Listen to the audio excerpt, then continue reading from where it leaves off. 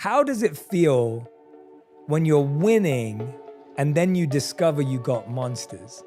Because that's kind of the journey you've been on. And I want to go back and forth in this journey, but I want to start there. Like, what does it feel like when you're winning, you're succeeding, but then you all of a sudden go, I've still got monsters in me?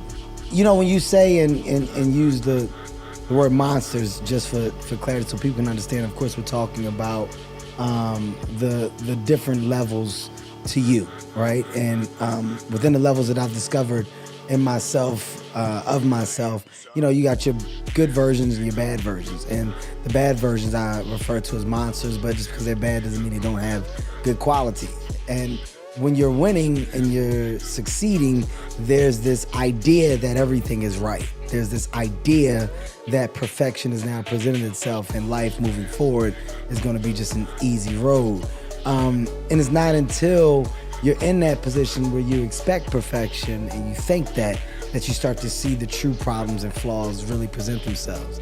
And, you know, my monsters have been masked and disguised in various different ways, but I've been able to pinpoint them throughout the years because some of those monsters grew, got stronger, developed. You're talking about the world of an ego, the idea of who you think you are versus what you are, or the idea of expectations and needs as to what you feel you need and what you have to have. That's a monster that's feeding that, right? That engine of, well, now that I'm making money, this is what I should have, this is how I should look, this is how I'm supposed to be. That's a monster that you're feeding, because ultimately you're buying in to something that you're creating. You're enhancing this world of thought. And it's not till you sit down and you take a breather and you start to really figure out the true definition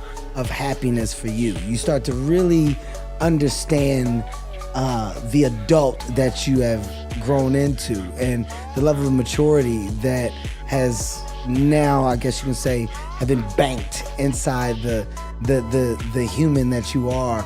You're banking so much over the years, and ultimately you're shaping and molding yourself into this grounded, hopefully, this grounded individual that you're proud to look at in the mirror at the end of the day. I had to get to a place to where I was looking in the mirror and I was proud of what I was looking at. And I was okay with checking myself. I was okay with pointing out my flaws. I was okay with knowing what I do well and what I do wrong. And at the end of the day, there's no consequence to always improving. There's no consequence to growing.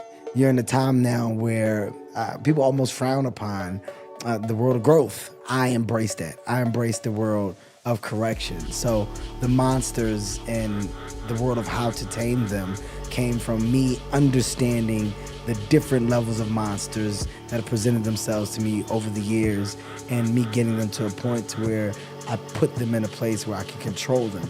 They're still there. They can rear their heads, but I can say, sit down.